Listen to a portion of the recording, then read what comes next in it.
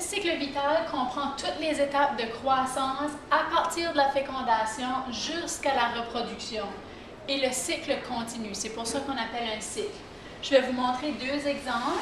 Premièrement, le cycle vital de la grenouille.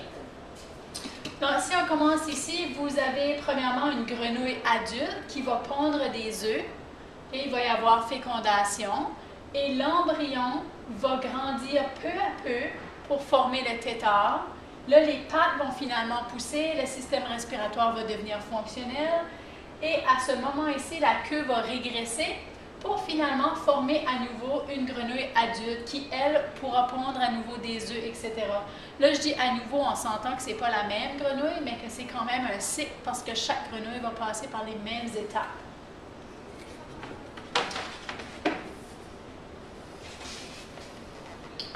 Le cycle vital de l'humain peut être un peu plus compliqué à comprendre. Donc, si on commence ici, on a les hommes et les femmes qui possèdent chacun leur organe reproducteur. Et dans les organes reproducteurs, il y a des cellules, les cellules germinales qui vont faire la méiose pour produire les gamètes. Les gamètes, ce sont les cellules reproductives, dont le spermatozoïde et l'ovule, qui vont s'unir ensemble au cours de la fécondation pour former le zygote. Une fois que le zygote est formé, la division cellulaire qu'on appelle la mitose va être enclenchée.